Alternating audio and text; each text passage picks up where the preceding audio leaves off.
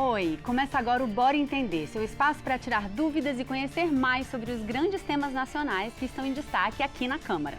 Toda sexta-feira a gente está aqui ao vivo, na TV e no YouTube da Câmara dos Deputados, para tentar descomplicar assuntos importantes e tirar suas dúvidas sobre tudo que é votado aqui e pode ter impacto direto sobre a sua vida.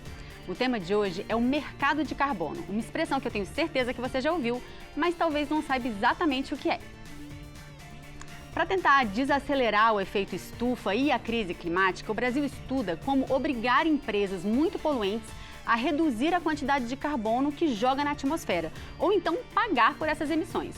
Mas não é pagando imposto não, isso deve ser feito negociando, comprando cotas de empresas menos poluentes ou créditos de carbono.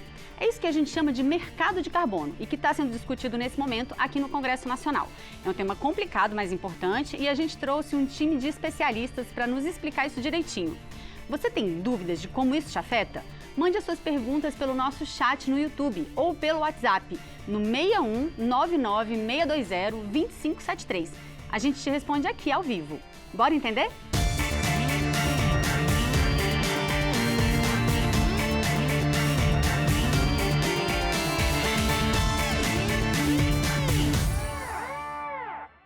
Vem conhecer quem vai ajudar a gente a entender tudo isso. Hoje está aqui com a gente o consultor legislativo de meio ambiente, Henrique Leite, e o consultor legislativo de direito tributário, Tiago Caldeira.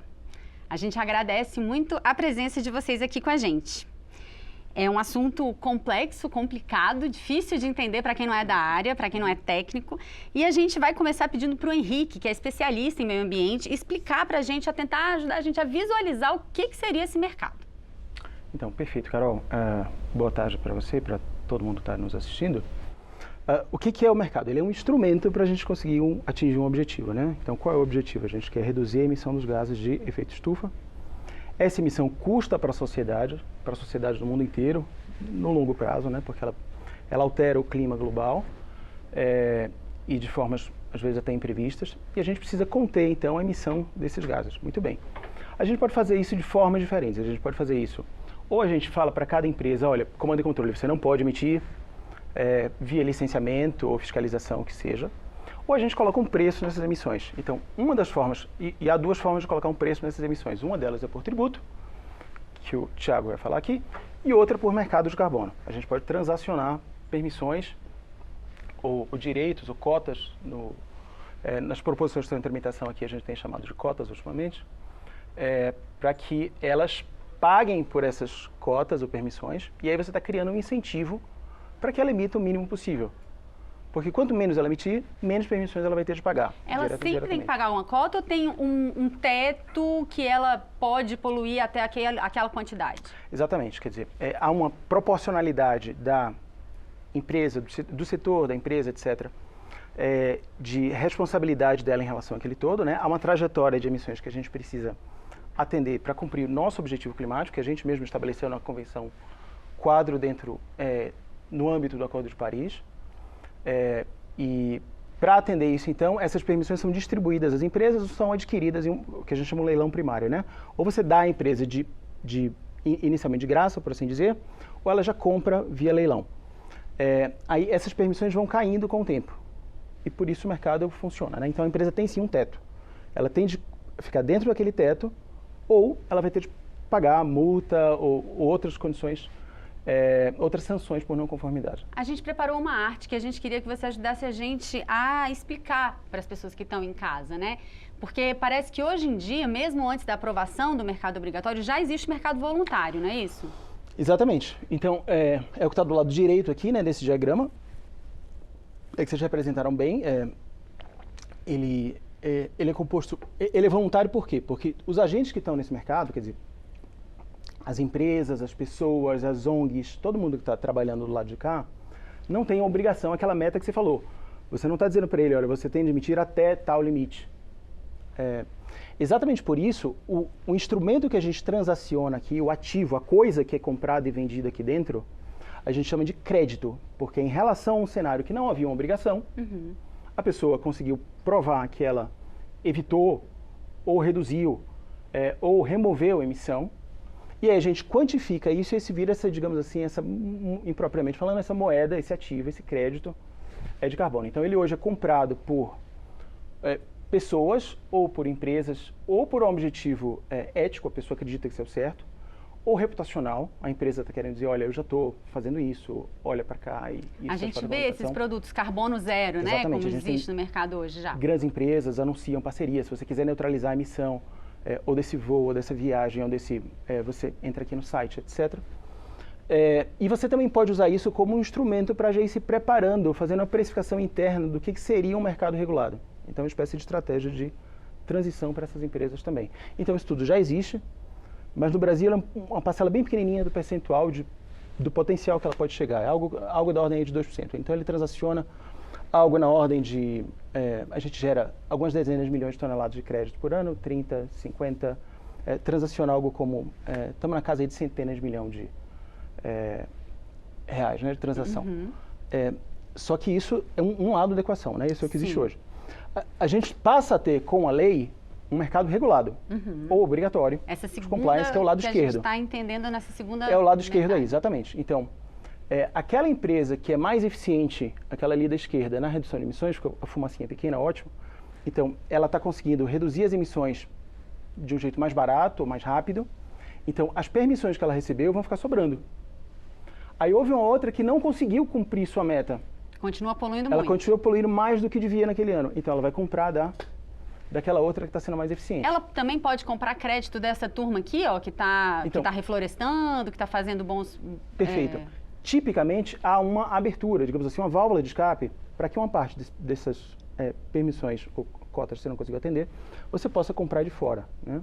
E isso tem duas vantagens muito interessantes. Quer dizer, primeiro, você aumenta o alcance, digamos assim, do, tecnicamente, sinal de preço, quer dizer, do estímulo a que o carbono baixe, para que ele vá além só do espaço que está dentro da lei. Tá? Então, esse benefício se estica para um alcance maior para o lado aqui do mundo do mercado voluntário. E o segundo benefício é que, tipicamente, como isso aqui tem um custo mais baixo, você ajuda as empresas a conterem um pouco esse custo de adequação. A gente tem um planetinha ali no meio, falando do mercado internacional, porque, se eu entendo bem, um dos motivos da gente instituir aqui no Brasil o mercado, é justamente que isso é muito valorizado no mercado lá fora, ou até para alguns países obrigatório, não é isso? Exatamente. Quer dizer, a gente tem hoje esse dado é de agora mesmo, acabei de olhar no dashboard para ficar bem atual, a gente tem algo como 110 iniciativas de precificação mundo afora. Precificação negativa ou precificação positiva, digamos assim, com crédito, né? Então, a gente tem, contando tudo, ou via mercado regulado, ou via imposto, ou via algum sistema de crédito acreditado ou intermediado em algum grau pelo governo, tá? Então, é bastante, 110. 110 países. 110 iniciativas, são 50 países, 50 jurisdições nacionais e 43 subnacionais, até esta manhã. Segundo o Banco Mundial. E esse nosso mercado interno, ele também vai ter uma negociação no mercado internacional, ou não? Eventualmente pode vir a ter, mas isso é regulado por alguns mecanismos do Acordo de Paris que ainda estão em discussão. Tá. Por enquanto, a gente tem alguns acordos pontuais, são bilaterais, de um país para outro país. Então, legal. A gente tem mecanismos para isso. São os famosos parágrafos do artigo 6º do Acordo de Paris, foi definido lá em Glasgow, na COP26. Isso tudo parece super complexo e eu vou trazer uma pergunta já dos telespectadores. A gente conversou, né, lançou aí nas nossas redes sociais ao longo da semana, já recebeu algumas perguntas de quem está em casa e eu vou chamar essa pergunta do Marcelo Apel, de Manaus, que vai no sentido da efetividade disso. Será que isso funciona? Vamos ver o que ele tem para nos dizer. A pergunta que eu tenho é por que crédito de carbono é uma soma zero? Porque se é para resolver o problema da emissão de carbono, então você não poderia emitir 150 coisas de carbono e compensar os 50 que você não deveria ter emitido comprando crédito em outro lugar. Então é uma solução de soma zero. Então por que ela é uma solução de soma zero? Se ela não melhora a situação da emissão de carbono. A pergunta é muito interessante conceitualmente, que era assim, como é que, se alguém está emitindo a mais do que o que poderia, né, mais do que a sua meta, e outra está emitindo a menos, e uma pessoa compra, um agente compra do outro, uma empresa compra da outra, não está dando uma soma zero, o jogo não está ficando igual? Estaria se parasse no primeiro ano, no começo. Só que isso ele está olhando a foto, o filme é diferente. Então, à medida que os anos vão passando, a quantidade das permissões que você vai distribuindo vão caindo. E vai ficando cada vez mais difícil. Então, a soma final não é zero.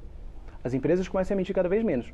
Quanto mais as permissões caem, como tem pouca permissão no mercado circulando, o preço delas vai subindo. Quanto mais o preço sobe, mais cada empresa se sente incentivada a procurar reduzir suas emissões, porque vai ficando mais barato para ela reduzir a emissão do que comprar a permissão. Então, para que existe essa troca entre elas? Porque para uma empresa num determinado ano pode ser mais fácil cumprir do que a outra. E aí, digamos que ela só fosse dizer assim, não, para cumprir minha meta esse ano eu só preciso reduzir 10. O que seja, 10 toneladas de carbono equivalente é uma ordem 1000 vezes mais, mas digamos 10k toneladas de carbono esse ano. Mas eu podia reduzir barato 20. Uhum. Eu podia reduzir o dobro. E aquela outra empresa está com dificuldade até de cumprir aquelas. Então, como aqui é mais barato, para a sociedade, quando você soma todas as empresas, faz mais sentido que aquela que consegue reduzir mais fácil, reduza mais profundamente do que a meta dela e venda o resto. Sim. Então, para a sociedade, o custo total acaba ficando menor. Entendi. Entendi mais ou menos, né? Porque é um assunto complexo, entender como é que isso vai funcionar na prática para todo mundo.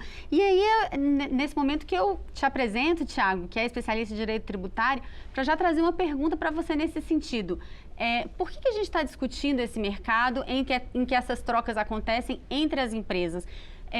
Tributar, né? Fazer o controle com tributação para evitar essas emissões. Não seria mais simples? Obrigado, Carol, pelo convite. Prazer estar aqui com vocês. Como bem já colocado pelo Henrique, tradicionalmente os governos dos inúmeros países já adotavam mecanismos que são mecanismos para tratar a questão da poluição. Não apenas a poluição de emissão de gás na atmosfera, mas também poluição de descarte de resíduos nos rios, enfim.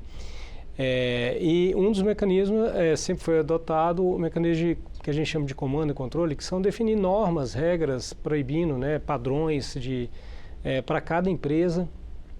Mas isso gera diversas ineficiências e exige um microgerenciamento por parte dos governos, né? Uma outra forma de atacar o problema da poluição é por meio do sistema tributário. Como se faz isso? A gente pode mudar o comportamento das pessoas, por exemplo, reduzir o consumo de algum produto ou de algum serviço, e não só mudar o comportamento das pessoas, mas também das empresas, tornando aquele produto ou aquele serviço mais caro. E a gente pode fazer isso aumentando a carga tributária que incide sobre o consumo daquele bem, a produção daquele bem. Sim. Só que a dificuldade de fazer isso por meio do sistema tributário é que o sistema tributário ele não é dinâmico, né? Assim, ele pressupõe, ele exige que as regras estejam praticamente todas definidas em lei. Então, as alíquotas são definidas em lei, a base de cálculo, quem que vai pagar, e as leis não são alteradas no dinamismo que o mercado exige, né? Então, isso é uma dificuldade do sistema tributário. Outra é que o sistema tributário tem outros objetivos. O objetivo principal do sistema tributário é arrecadar recursos para os governos, né, aplicarem nos serviços públicos. Então, há o risco de que esses objetivos se misturem, né, e a gente não saiba mais se aquela alíquota adicional está sendo feita para reduzir o consumo de um bem ou se para arrecadar recursos para gastar com outra coisa. Então, há uma série de dificuldades em se fazer essa regulação por meio do sistema tributário, e o mercado de carbono ele vem para ser uma forma mais eficiente, né, para fazer uma mudança de comportamento das pessoas e das empresas no sentido de reduzir a poluição. Sim, nessa questão do dinamismo, achei bem interessante esse aspecto mesmo, porque se uma empresa vai ficando mais eficiente, ela já é recompensada ali mesmo, né? Enquanto sem mudança de alíquota, sem nada ali durante... Ela continuaria pagando sobre aquilo, né? Inclusive tornando seus produtos mais caros, sendo ainda que não há possibilidade dela ser ser zero poluidora. Entendi. Então seria muito difícil um sistema tributário incorporar todos esses objetivos por meio de alíquotas e regras tributárias, né? Legal. Vamos trazer uma pergunta agora que a gente recebeu de São Paulo, do Renato Romano. Eu queria fazer uma pergunta para os especialistas. Vocês acham que com a situação atual do comércio de carbono que nós estamos preparados para cumprir a descarbonização até 2050, que é a nossa meta?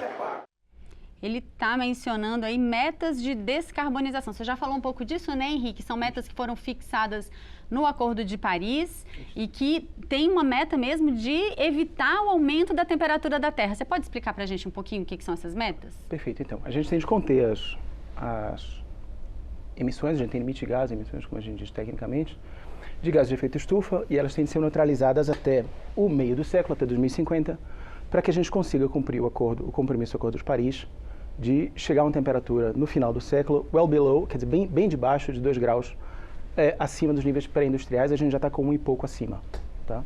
Significa então, que hoje o mundo é 1 e pouco graus Celsius mais quente do que a gente tinha antes do início da industrialização. Então a gente precisa conter isso, porque a gente poderia dizer, vamos nos adaptar.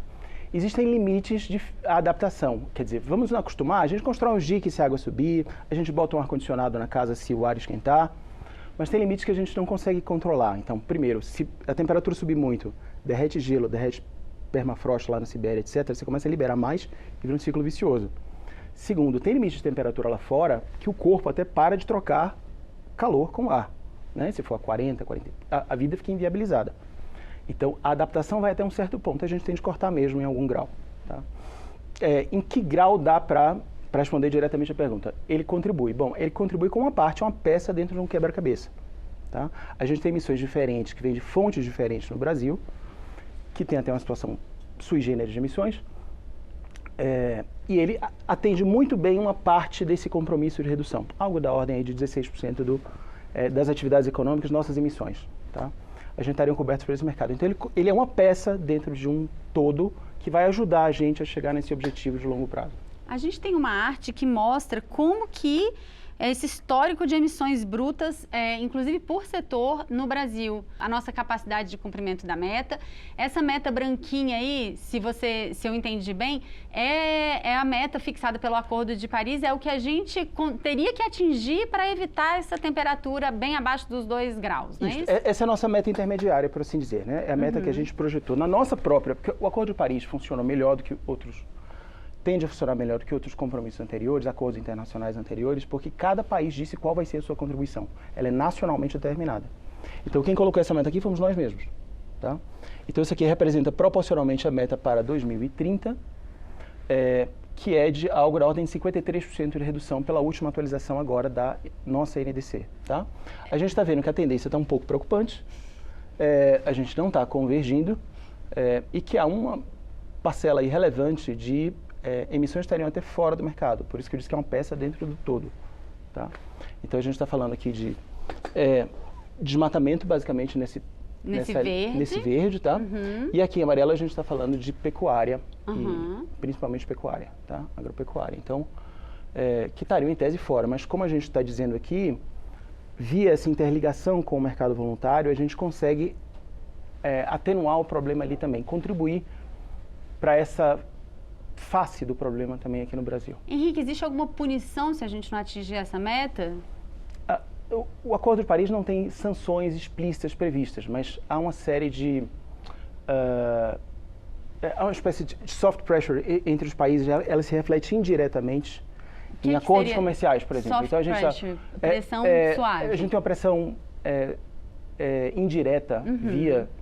principalmente acordos comerciais. Diplomacia. Tá? Diplomacia, acordos comerciais, etc. Tá? Então, a gente tem agora, por exemplo, na discussão pelo governo, está bastante oportuno, então, um assunto sobre o acordo da União Europeia, que foi fixado, aliás, na COP26, lá em Glasgow, sobre se a União Europeia poderia ou deveria impor uma sanção à exportações de certos produtos agrícolas para lá, inclusive do Brasil, se a gente não prova desmatamento zero. Uhum. Então, isso está dentro desse contexto de compromissos climáticos globais. Então, não é que o acordo preveja, olha, você vai ter essa ou aquela sanção, mas como ele exerce, ele custa para os países se adaptarem, as forças econômicas e políticas dentro de cada país, as empresas, os consumidores, reagem. Sim. E, poxa, a gente está sendo precificado, ele não. Então, vamos reagir aqui a isso que é percebido como uma concorrência desleal. É impressionante esse gráfico, né? Porque a gente sente, a gente fala nisso o tempo inteiro e você está falando aí, está dando outros exemplos para além do mercado, né? De sanções, de metas, de limites que existem e, assim, os números não convergem, né? A gente não entra numa trajetória descendente como a gente gostaria, né? Vamos passar para frente, então, que a gente tem mais uma pergunta, dessa vez da Neuci Mendes, ela é de Curitiba, no Paraná. Vamos dar uma olhada no que ela trouxe para a gente como pergunta? Qual que é o benefício desse mercado? E eu complemento essa pergunta, né? Eu achei interessante, ela falou, eu não entendo, né? Qual que é o benefício desse mercado? Qual que é o benefício desse mercado para o país, para as pessoas? Como é que você responde essa pergunta dela? Então, o primeiro benefício é que o mundo inteiro coopere para a gente manter a temperatura dentro desses patamares razoáveis, conciliando com os outros objetivos de desenvolvimento econômico, social e tudo mais, né? Mas, se a gente fosse olhar especificamente o caso do Brasil, no contexto que a gente tem agora, então, aquelas empresas que forem, por exemplo, exportadoras para mercados que já têm precificação de carbono, o exemplo mais forte é o CBAM, é o ajuste de carbono na fronteira do mercado europeu, tá? Então, para a gente exportar para a União Europeia, agora já está vigiando parcialmente essa obrigação, a gente tem de primeiro reportar e as emissões que a gente está incorrendo na produção por produto e pagar ao entrar lá. Se a gente tem um mercado de carbono aqui, segundo a lei do CBAM europeia, por assim dizer, a gente tem a possibilidade de não pagar dobrado. A gente não paga lá porque a gente paga aqui. Então, a gente retém esses recursos aqui no Brasil. Entendi. E quando a gente faz isso, como eu disse, a gente tem uma obrigação de reporte, e esse reporte é acreditado também por lei, quer dizer, a gente diz assim, olha, meu produto emitiu tanto por unidade ou por tonelada. E o governo acredita isso e é verificado por terceira parte, por uma auditoria, tá? Quando isso entra lá, a gente é muito mais eficiente energeticamente, usa muito mais fonte renovável do que outros países. Então, a gente tem uma matriz, por exemplo, de energia total, 48% da nossa energia é renovável, contando tudo, e 83% da elétrica. Se a gente olha para o resto do mundo, esses percentuais são 15% de fonte total e algo na ordem de 30%, 29% de energia elétrica. Então, a gente usa muito mais fonte renovável, que não emite, ou que emite muito menos, do que o resto do mundo. Então, se a gente prova com o mercado regulado aqui dentro, que a gente está emitindo menos que os concorrentes, digamos, o Credit Suisse fez até uma modelagem disso uns 3 anos atrás. O nosso aço seria precificado por tonelada na ordem de $100. O aço da China na ordem de 150. Então, não só a gente segura aqui um dinheiro que podia ficar lá, porque o preço já está sendo cobrado aqui, e ao ser cobrado aqui ele volta para as empresas, como a gente toma mercado de outros países concorrentes que são mais sujos, são mais intensivos em emissões na produção. São mais poluentes. Exatamente. Sim, então o primeiro benefício é esse, assim, a gente exporta mais, talvez, ou exporta com vantagens, exatamente. Né? A gente deixa o dinheiro aqui dentro, em vez de deixar na fronteira de outro país. Esse dinheiro volta para a indústria. E, além disso, a gente ganha mais receita, a gente pode ganhar mais receita ao demonstrar que a nossa produção é mais limpa. Então, a gente ganha market share, a gente ganha parcela de mercado nesses produtos. E quando a gente fala nesses benefícios, você já deixou isso um pouco subentendido na sua pergunta. Os benefícios não são os mesmos para todos os países, né? Sim, justamente. Há uma percepção global de necessidade e que fez que alguns países se adiantassem, né? A União Europeia tomou a frente. Então, a primeira coisa a manter em mente há um benefício global de todos para termos o objetivo do Acordo de Paris atingido, né? Ou algo perto disso. Então, a maior parte dos países, ou grande parte dos países, usa mercado de carbono, outros usam tributo ou comando e controle, mas em geral alguma forma de preço. Tá? E aí, essa lógica que eu te falei vale nas transações entre todos eles, né? Então, eles começam a perceber a mesma coisa. Cada país que institui a precificação, as suas empresas dizem, peraí, eu estou sendo onerado aqui, eu estou pagando mais um custo. Se a minha concorrência não for, então esse tipo de mecanismo se propaga em dominó. Né? Então, além da gente ter o benefício ambiental global, cada país que se adapte ganha um benefício de competitividade internacional, econômica. Você até mencionou já um pouco, eu quero trazer essa pergunta para o Tiago. A gente falou dos benefícios, eu quero saber quais são os custos da implementação desse mercado, Tiago. A gente corre o risco de aumentar os nossos custos de produção? Sim, haverá custos, Carol. Então, dando um exemplo aqui de uma fábrica, né, assim, de cerâmica, por exemplo. Ela emite poluentes, ela vai ter uma exigência de reduzir a quantidade de poluição, e uma forma dela reduzir as emissões é ela investir em tecnologia, investir no seu sistema produtivo ali para atender, né, a padrões menores de redução, de emissão. Ao fazer isso, ela vai ter mais custos, ela naturalmente vai levar isso para o preço dos seus produtos, né? Então a tendência é os preços dos produtos aumentarem, porque agora é como se o mercado, né, como se houvesse essa obrigatoriedade de investir para que haja redução de emissões. Uma outra forma dela não precisar investir no seu próprio sistema produtivo e não precisar de reduzir as emissões, ela comprar um crédito de alguém que fez um investimento para sequestrar carbono, sequestrar gás de efeito estufa. E quem faria isso, né? Tradicionalmente plantar florestas, né? Reflorestar, e isso exige custos, né? Exige investimento e não pouco significativos, né? Muitas vezes. Então, ou seja, um mercado está sendo criado para que ele seja muito eficiente no sentido de premiar quem conseguir reduzir emissões a menor custo, mas haverá custo, né? E isso naturalmente vai ser repassado para os preços dos produtos. Há um ponto interessante, Carol, no que ele falou agora, que é assim, haverá custo e isso vai ser repassado. Quando a gente faz via tributação, como o Thiago dizia, a gente sabe exatamente qual é o custo, porque ele é alíquota. Sim. Olha, esse produto aqui vai ter 10% de imposto a mais, ou o que seja. Quando a gente faz por mercado, como eu estava dizendo, Thiago, haverá custos. A gente não consegue, você só modela ou estima. Uhum. Mas uma vantagem do mercado em relação ao tributo é assim, no tributo, você sabe quanto custa. É 10% do imposto, de imposto ao produto, vai custar 10%. No mercado de carbono, você não sabe direito quanto custa, porque é o mercado conversando entre si. E o preço das permissões vai subindo e caindo como qualquer outro produto, digamos assim. Mas você sabe quanto vai reduzir.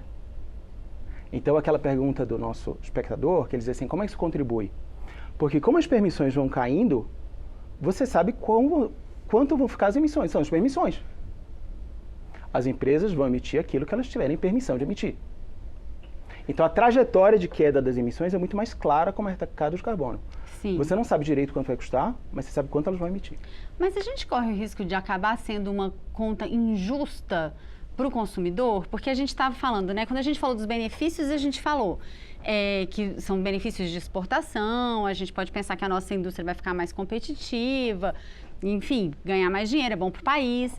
E talvez isso seja um pouco injusto para o consumidor, para quem está na ponta mais frágil? Há um benefício líquido no país quando a gente modela as duas coisas em conjunto, né? Então a inflação aumenta um pouquinho, mas o PIB aumenta mais do que aumentaria do que se a gente não implementasse. E no conjunto fica vantajoso para o país em termos socioeconômicos, né? Então a gente tem uma modelagem que foi feita pelo projeto PMR, que foi apoiado pelo Banco Mundial, pelo Ministério da Fazenda ao longo de alguns governos. Ela foi divulgada em 2022. E ela mostra que o PIB cresce mais com o mercado de carbono do que sem. Então, somando o efeito das duas coisas, fica vantajoso para o país. E, no fim das contas, existe uma emergência climática, né? Sim, em algum grau, todo mundo se prejudica e todo mundo com responsabilidades diferentes. Isso é sempre importante frisar, né? Quer dizer, nossa peculiaridade, nosso grau de responsabilidade no todo, né? Isso é um princípio do próprio acordo. Responsabilidades comuns, mas diferenciadas, né? Sim. Então, no nosso quinhão, em termos que nos sejam mais favoráveis, a gente precisa contribuir. Certo. Henrique, a gente vai trazer mais uma pergunta para você, que foi feita pela Letícia Camargo, ela é daqui de Brasília, uma pergunta que a gente vai colocar na tela agora. Ela pergunta, o setor da agropecuária, o maior emissor de gás do efeito estufa, não está no texto do projeto de lei, que está em tramitação aqui na Câmara, como um dos setores regulados.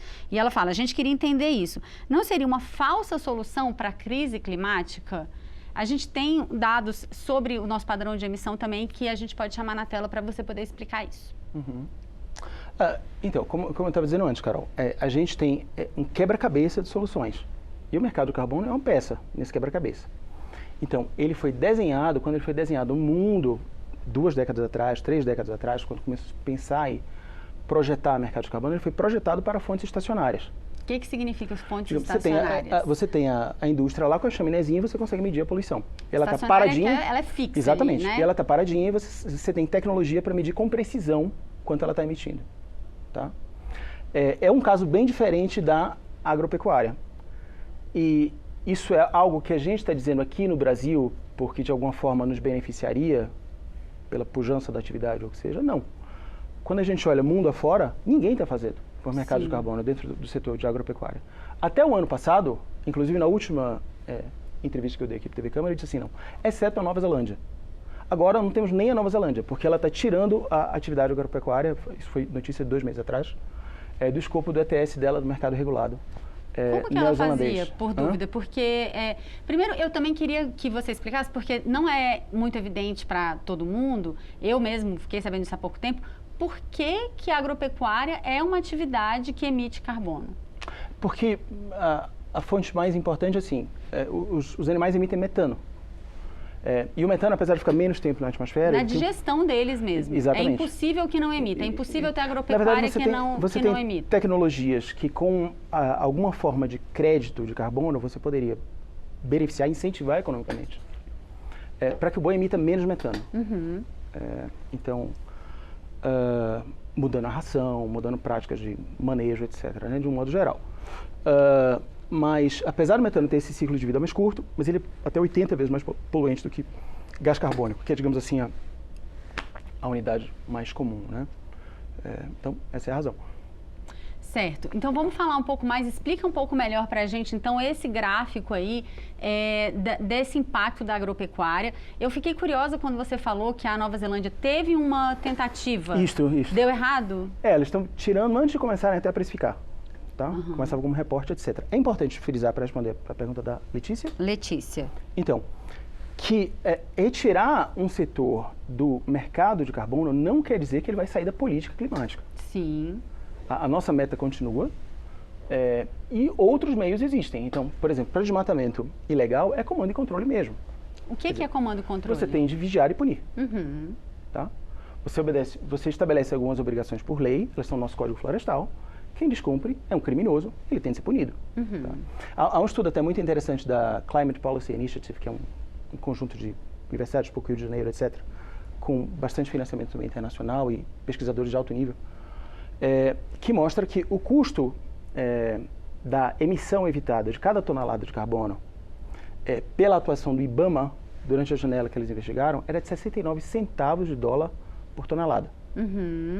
Pronto. Então, quer dizer, o IBAMA foi lá, isso diminuiu o desmatamento, eles mediram o quanto o IBAMA mediu o desmatamento, que não é tarefa simples, viram quanto carbono esse desmatamento teria emitido se tivesse acontecido, entendeu? O que eles conseguiram reduzir, eles disseram, não, se o IBAMA não tivesse atuado e o desmatamento tivesse acontecido, teria ido quanto carbono para o ar? E dividiram isso pelo orçamento do IBAMA. Olha! Entendeu?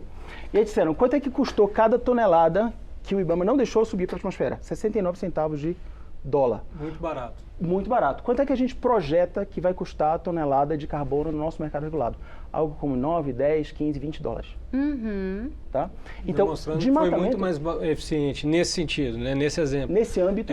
Investir no IBAMA do que... Isso. Do que, investimento em geração de crédito de carbono. Sim. Nesse exemplo... Sim. Exatamente. Mostrou... Então, a gente tem soluções, uma paleta de soluções que tem que chegar todas juntas.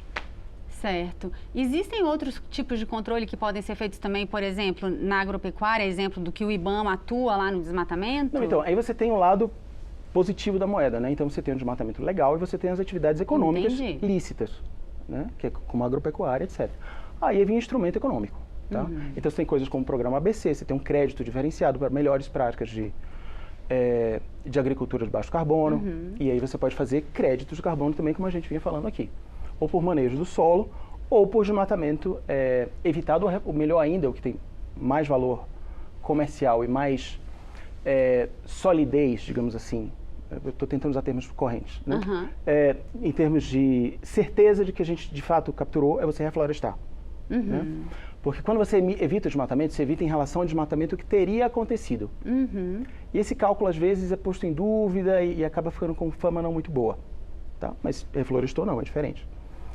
Então, esse tipo de coisa que gera crédito, se a gente conseguir indiretamente nos projetos de lei dar solidez institucional, boas definições jurídicas na lei, e com isso fortalecer indiretamente o mercado de crédito de carbono, está fora do mercado regulado, é floresta, é pecuária, é resíduo, essas coisas todas que estão fora, a gente consegue controlar ou ajuda a controlar aquele desmatamento, aquelas emissões das atividades legais. Legal. Vamos dar uma olhadinha no padrão de emissões no mundo, que eu queria que você comentasse também a diferença entre o padrão Brasil e o padrão mundo, né? Exatamente. Então, quando falam que a gente tem de fazer um mercado do carbono brasileiro, a gente não pode perder de vista que ele atenda às nossas especificidades locais. Então, quando a gente olha o perfil de emissão do mundo, ele é praticamente o inverso. Sim. No desenho do nosso, né? Então, o grande problema mundo afora é basicamente queima de combustível fóssil. Tá? Que é indústria... Exatamente, indústria, Geração de energia de um modo geral. Exatamente. Movimentar as fábricas, aquecer as casas. Exatamente, ou transporte, ou o que seja. No nosso caso é diferente, então a gente tem de adaptar isso à realidade local. Tá? Certo, é o grande impacto daquilo que você estava falando, né? A nossa energia é muito limpa e a dos outros países nem sempre, né?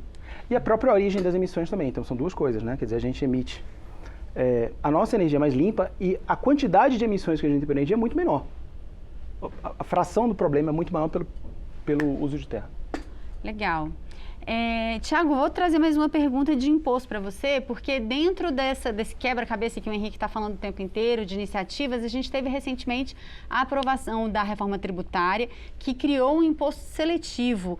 Ele também visa, de alguma maneira, mira também, né, numa tentativa aí de contribuir com a contenção desse aumento nas emissões. Explica para a gente o que é o imposto seletivo, qual que é o papel dele nisso? Ele tem uma pecinha grande ou pequena nesse quebra-cabeça? Obrigado, Carol.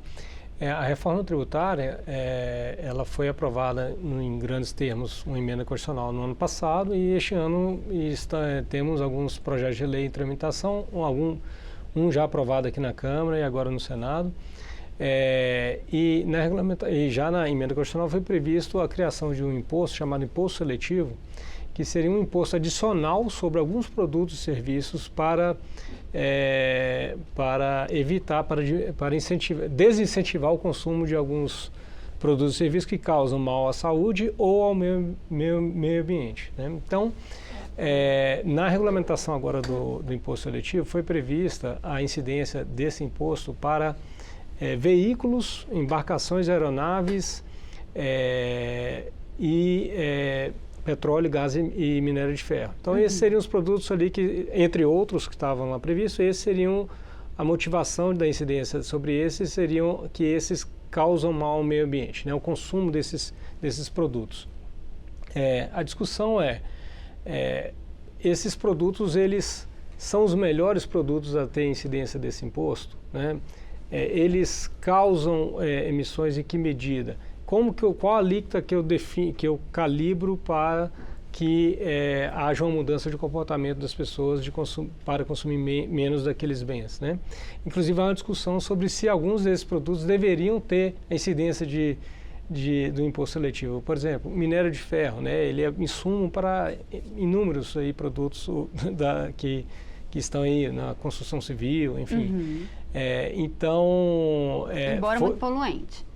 É poluente, mas é um produto muito necessário, né? E a gente deveria estar reduzindo o consumo desse produto. Ele vai tornar mais caro a construção de habitação, né? Então, essa a discussão que leva torna o debate mais quente no seguinte sentido: será que eu não deveria deixar o mercado de carbono resolver esse problema ao invés de escolher alguns produtos e a gente levar esse assunto para o sistema tributário? Mas a decisão de finalmente colocar é um pouco essa compreensão de tentar ir formando um cenário melhor de várias iniciativas, por isso que entrou?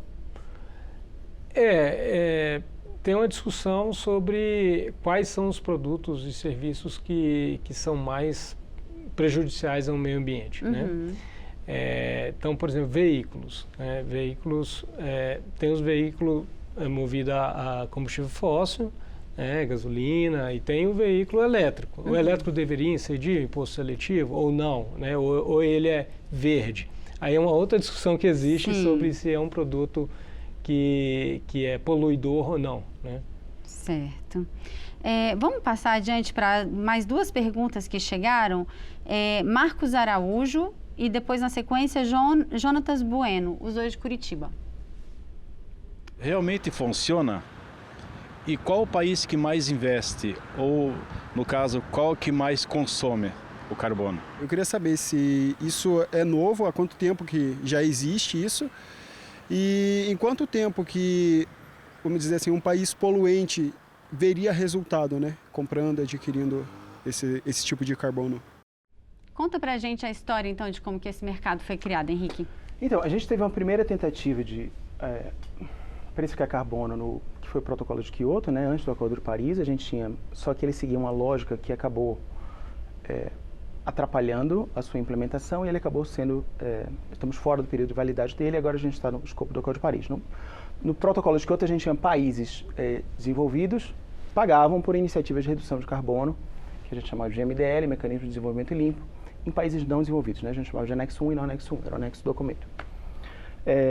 E já no Acordo de Paris, não. Todos os países têm alguma obrigação, ainda que cada um determine a sua própria contribuição nacional, né? O mercado mais antigo, que antecede até o Acordo de Paris, regulado, é o mercado europeu, que a gente tem em atividade, começa em 2005, e ele transaciona alguma coisa só de aquisições primárias, é algo da ordem de 50 bilhões de euros por ano.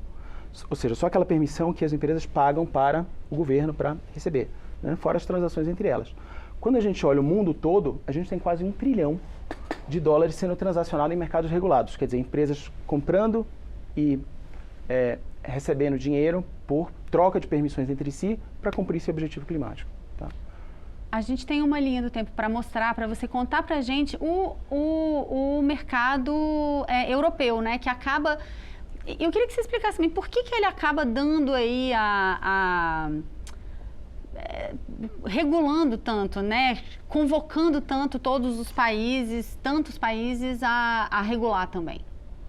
Então, a causa está aqui no gráfico, né, nesse roadmap que você mostrou, nesse caminhozinho que você mostrou. Então, ele é criado, ele começa a exercer uma certa pressão sobre as empresas lá dentro, elas incidem no custo a mais por estarem dentro do mercado. O mercado é uma precificação, porque a gente ouve muita expressão, mercado de crédito de carbono, e aí todo mundo só pensa assim, não, todo mundo vai receber e ninguém vai pagar. Né? Então, a gente já sabe que é um instrumento de preço. Então, as empresas sentem esse preço, fizeram essa pressão política e fizeram um ajuste na fronteira, que é discutível até se não tem algo de protecionismo alfandegário dentro. Sim. Dependendo dos critérios que se adotem na letrinha miúda. Uhum. Tá? Então, esse mecanismo já foi aprovado, muita gente até esperava que não fosse. E aí, a partir do ano passado, em outubro, já começou a primeira obrigação, que é os exportadores para a União Europeia têm de reportar a sua emissão. Uhum. A partir de janeiro de 2026, para alguns setores, eles começam a ter de efetivamente pagar. É aquilo que eu estava explicando antes. Sim. Desde outubro de 2023 tem que fazer o relatório. Isso. A partir desse ano, implementa e avalia. Isso. E a partir do ano que vem, o que acontece? Do ano depois do que vem, elas 2026. pagam na fronteira mesmo. Quer dizer, o importador vai ter de demonstrar que adquiriu certificados equivalentes à permissão, que ele comprou o direito de poluir aquilo. Se a empresa não tem um mercado regulado aqui e essa emissão não é acreditada, o governo disse, olha, emitiu de fato tanto, eu verifiquei e está certinho. Eles nivelam aos piores emissores. Então, se você não tem essa informação oficial na origem e verificada, você é nivelado aos piores. Significa que você vai ter que pagar um imposto de... Você vai ter que pagar muito mais, como se você fosse um terrível emissor, como se fosse os piores do mundo. Então, você vai pagar o preço cheio por cada tonelada, não é pela diferença em relação à Europa, é do zero até onde você emitiu. Sim. Se você provou que emitiu menos, até onde você provou. Se você não provou, vão colocar você numa tabela lá junto dos piores. Então, a aposta da União Europeia qual foi? Não, eu tenho massa de compra, eu tenho poder de compra suficiente para que esse mecanismo vá se espalhando igual um dominó mundo afora. Os outros países precifiquem, E aí a coisa começa a se propagar, né? Porque aí também vão começar a criar seus critérios para ficar justo na importação, exportação, etc. E é um importante importador de produtos do mundo inteiro, por isso que todo mundo está correndo para se... Exatamente. Se ajustar. E aí vários países começam a olhar e se mirar no exemplo também. Então, o Reino Unido está fora, já está adotando dele, Estados Unidos, Japão, Canadá, etc, etc. Certo. Vamos adiante que a gente tem uma pergunta do Carlos Augusto Xavier, daqui de Brasília. Vamos dar uma olhadinha no que ele trouxe para a gente como pergunta. Queria saber um pouco mais qual que é o impacto do crédito de carbono sobre a sustentabilidade ambiental e social de comunidades locais. A pergunta é muito interessante. Assim, o que ele está querendo dizer é assim, e isso ganhou muita visibilidade na mídia ultimamente, que nem sempre os benefícios de um projeto de crédito de carbono, aqueles que estão fora do escopo regulado, que já está funcionando, se revertem para as comunidades que estão fazendo dentro do âmbito do projeto ou perto daquela área e são afetadas de algum modo. Então a gente tem uma série de procedimentos que devia seguir, de consulta livre, prévia e informada, e de participação e de distribuição dos benefícios. Os melhores padrões de certificação prevêem que a gente tenha esse envolvimento com a comunidade. Nem sempre funciona, mas o mercado tem se autorregulado e você tem iniciativas que congregam os vendedores e os compradores de crédito de carbono que vão subindo essa linha de exigência, né? Colocando exigências cada vez maiores para ficar cada vez mais crível. Né? Então, para garantir que o dinheiro, que aquela atividade, quando você chega lá e você está reflorestando ou proibindo o desmatamento, e está medindo e tudo mais, você está exercendo impacto sobre a vida daquelas pessoas. Tá? Há o benefício está fluindo para elas, então é isso que esses padrões têm procurado cada vez mais garantir. Tá? É uma pressão de autorregulação e que tem essa força grande de imprensa, terceiro setor e tudo mais. Hoje em dia você acredita que reflui de volta para elas? Pouco? Tem melhorado cada vez mais, esse é um dos pontos de discussão, inclusive, das proposições que estão atravessando aqui o Congresso. Como a gente coloca balizas, salvaguardas para garantir isso aí. Legal. A gente tem mais uma pergunta da Daniele Assis, do Rio de Janeiro. Vamos ouvi-la. Eu queria que os especialistas pudessem comentar um pouco quanto de fato o mercado de carbono ele pode ajudar no combate à crise climática ou se é só uma forma de grandes empresas e países do norte global tentarem limpar um pouco a sua culpa por serem os maiores emissores de gás carbono. Então, duas partes eu vejo na pergunta dela, né? Assim, quanto às empresas e os países do norte global. Então, respondendo uma de cada, né? Então, muita gente diz assim, as empresas não estariam livrando a sua barra de um jeito muito fácil e barato comprando crédito de carbono? Primeiro, o crédito de carbono é um pedacinho do que a gente deixa ela cumprir, né? A maior parte de permissão e a gente sabe muito bem permissões quantas são. Né? Mas até aquele crédito de carbono, então, será que isso é uma espécie de greenwashing, como se diz, né? Será que ela está querendo limpar a barra dela só na opinião pública? Ela sabe que a primeira prejudicada é ela própria, se ela comprar um crédito ruim, a reputação dela vai embora junto. E o que a gente tem visto, saiu uma pesquisa no ano passado, em outubro ou novembro, da Forest Trends, que é do Ecosystem Marketplace, é uma organização muito grande que olha a economia do mercado voluntário de carbono no mundo. Ela disse, olha, as empresas que compram esses créditos investem 3 vezes mais, em média, na redução das suas próprias emissões, independente do crédito. E estão 80% à frente na redução das suas emissões do que aquelas outras. Então, na verdade, essas são as interessadas, essas são aquelas que têm ido atrás. Você sabe dizer se isso reverte para elas financeiramente com valorização do produto? Quando a gente fala em motivos reputacionais, isso reverte lá na ponta? Não, a gente tem empresas aqui que eu estaria citando o nome de empresas específicas, né? Mas em que esse ganho reputacional é percebido de forma bastante relevante. Né? Então, ele vira receita. Né? Ele vira preferência na prateleira e tudo mais. Tá? Vira consumo. Agora, a segunda parte da pergunta da espectadora, que é interessante também, e os outros países? Bom, a gente transaciona de crédito de carbono para o exterior, pelo estudo da McKinsey no ano passado, 2% do potencial que deveria transacionar. Então, a gente está, na verdade, muito aquém do fluxo que seria possível e justo de recursos norte-sul. Porque esses países se desenvolveram antes, se industrializaram, emitiram, e o problema é cumulativo. Então, nada mais justo do que a riqueza seja partilhada com o fluxo de recursos para projetos confiáveis, que a gente consiga garantir que fizeram efeito. A gente chama isso de adicionalidade, permanência, tem um monte de nomes técnicos para dizer assim, não, que esse recurso, de fato, abaixa as emissões. Tá? Nada mais justo e estamos muito abaixo dessa justiça em termos de dinheiro que vem de lá para cá. Ô Henrique, e independentemente se a empresa é boazinha ou não, o que importa, Carol, é que com a criação do mercado de carbono, né, com a evolução desse mercado, haverá um incentivo, e hoje esse incentivo não existe, de alguém, por exemplo, que tem uma fazenda, que está uma área degradada, dela plantar, né, reflorestar, gastar, colocar investimento ali. Porque hoje, se ela fizer isso, ela vai ter satisfação pessoal, etc., mas ela não tem alguém pagando por esse benefício que ela está gerando para o planeta, né? Então, futuramente, talvez num curto período de tempo, a gente vai ter um mercado estabelecido, uma bolsa de valores em que alguém vai poder fazer um cálculo mais claro de que, olha, se eu fizer um investimento de erguer uma floresta aqui no meu terreno, eu vou conseguir criar créditos e vender ao preço que está aí formado no mercado, né? Hoje, isso não é tão estabelecido, né? Tem um mercado voluntário, mas ainda não está muito desenvolvido no Brasil. Mas é uma tendência, você acha, assim? Eu acredito que sim. Certo. Legal, porque a gente chega com esse seu comentário numa pergunta que eu gostaria muito de encerrar o programa com ela, citando alguns especialistas mais otimistas, né, que falam aí que a criação desse mercado de carbono pode acabar levando uma competição do bem entre as empresas, inclusive desse tipo de projeto, otimização, né, transformar esses projetos cada vez mais eficientes para que essa geração de crédito seja cada vez mais eficiente e que, de repente, manter a floresta em pé passe a se tornar algo, inclusive, viável, interessante financeiramente, economicamente.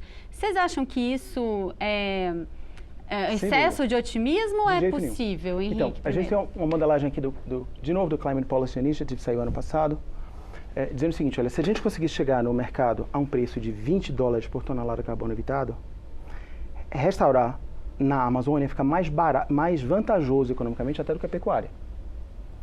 E a Amazônia deixa de ser, como está sendo hoje, emissora e volta a ser sequestradora líquida de carbono, né? É emissora por quê? Por causa do desmatamento. Do que depende de conseguir chegar nesse valor? Uma das formas de incentivá-la é justamente um mercado regulado, né? E a gente ter definições sólidas, instituições intermediárias no mercado sólidas para que a gente atraia um fluxo também internacional. Melhores práticas, de certificação e tudo mais, tá? Melhores padrões. Aí, quando o crédito é crível, digamos assim, o efeito que ele faz, ele vai ficando mais caro, porque ele pode ser usado por outros países, começa a ser reconhecido como algo que atende à sua obrigação legal. Eu posso mostrar esse crédito e com isso prestar contas, né? Então, se a gente conseguisse fazer isso, o que é bonito e que eu acho que é a grande mensagem de otimismo no final, é que os benefícios que vão muito além do carbono ficam aqui. Então, quando a gente restaura uma floresta, o benefício do carbono é global e atendeu aquela empresa lá a sua obrigação de cumprir a lei. Mas a água mais limpa e a regularização da vazão do rio que impede enchente, como que a gente está vendo aqui no Brasil, esse benefício fica aqui. O ar mais limpo, sem a fumaça das queimadas que a gente está vendo esses dias, fica aqui. A biodiversidade que a gente pode explorar de bioeconomia de um valor inestimável aqui no Brasil, tudo isso fica aqui e vai muito além do carbono. Muito bom, gente. Eu agradeço demais a presença do Thiago Caldeira aqui comigo, do Henrique Leite também, os dois consultores que acompanharam a gente ao longo do programa. A gente agradece também a você que nos acompanhou e participou com perguntas e comentários. Se você quer rever ou compartilhar o programa, ele está na nossa página no YouTube ou no site da TV Câmara. Semana que vem estaremos aqui de novo e o nosso tema é a reforma do ensino médio que foi aprovada esse ano aqui na Câmara e já virou lei. Fiquem de olho na sexta-feira que vem ao meio-dia. Até lá. Tchau.